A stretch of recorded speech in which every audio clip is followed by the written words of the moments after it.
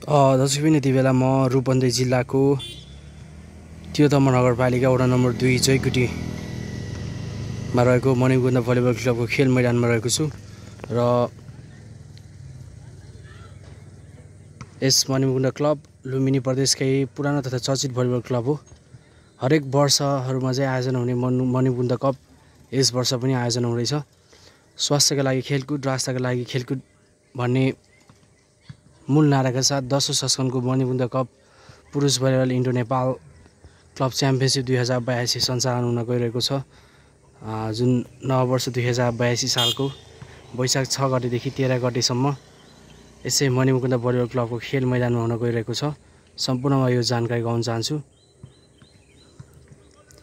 जसमा प्रथम पुरस्कार नगद रु 3,11,111 कप मेडल र प्रमाणपत्र रहेको छ। त्यस्तै गरी द्वितीय पुरस्कार नगद रु 2,11,111 कप मेडल र प्रमाणपत्र रहेको छ।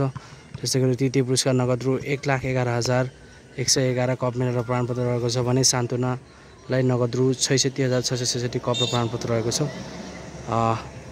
सहभागी टिमहरू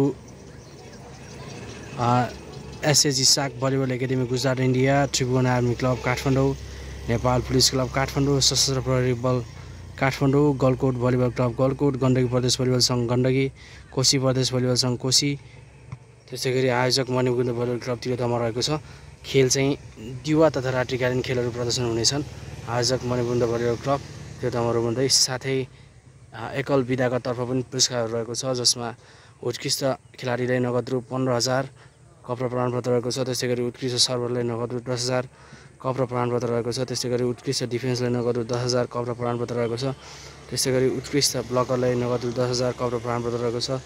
त्यस्तै गरी उत्कृष्ट स्पाइकरलाई नगद रु 10,000 कप र प्रमाणपत्र रहेको छ।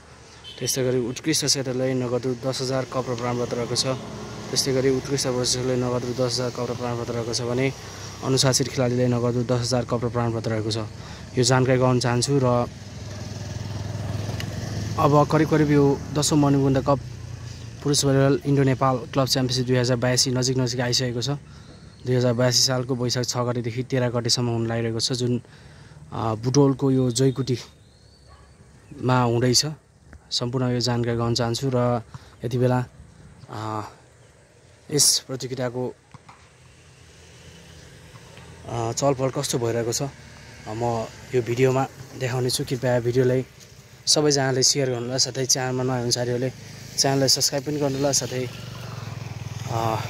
भिडियोलाई अन्तिमसम्म पनि हेर्नु होला। यहाँनिर देख्न सक्छौँ यो मणिकुन्द भलिबल क्लबको खेल मैदान हो। यति बेला ट्रेनिङ पनि चलिरहेको छ। हामी यहाँनिर देख्न सक्छौँ मणिकुन्द भलिबल क्लबको खेलाडीहरू ट्रेनिङ गर्दै हुनुहुन्छ। साथै यो परिसर भयो, म सबै देखाउने छु। कृपया भिडियोलाई अन्तिमसम्म हेर्नु होला है। यो टोयलेट भयो, यता पिउने पानी पनि, खानेपानी पनि रहेको छ। यो गेट भयो, मुख्य प्रवेशद्वार गेट। यहाँनिर चाहिँ काउन्टर रहनेछ, हामी देख्न सक्छौँ काउन्टर।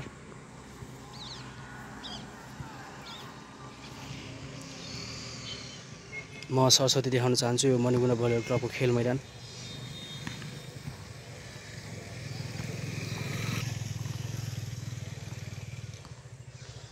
र यति बेला 10औं मणिकुन्द कप 2082 को लागि यो यहाँनिर देख्न सक्छौँ यो ग्राउन्डहरू पनि बनाइसकेको अवस्था छ। यतातिर प्याराफिट रहन्छ, प्याराफिटको लागि पनि यो ठाउँहरू बनाइसकेको अवस्था छ।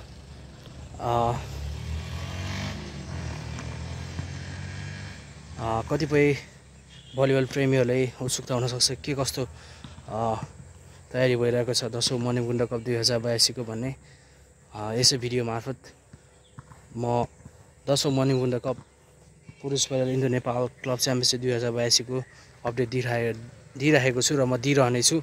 साथै च्यानलमा नयाँ हुने साथीहरूले च्यानललाई सब्सक्राइब पनि गर्नु होला, भिडियोलाई लाइक कमेन्ट र सेयर पनि गर्नु होला। सम्पूर्ण यो आग्रह गर्न चाहन्छु। म यो 10औं मणिकुन्द कप 2082 को अपडेट दिइराख्नेछु। म यो मणिकुन्द भलिबल क्लबको खेल मैदानको यो सरस्वती दृश्य देखाउन गइरहेको छु।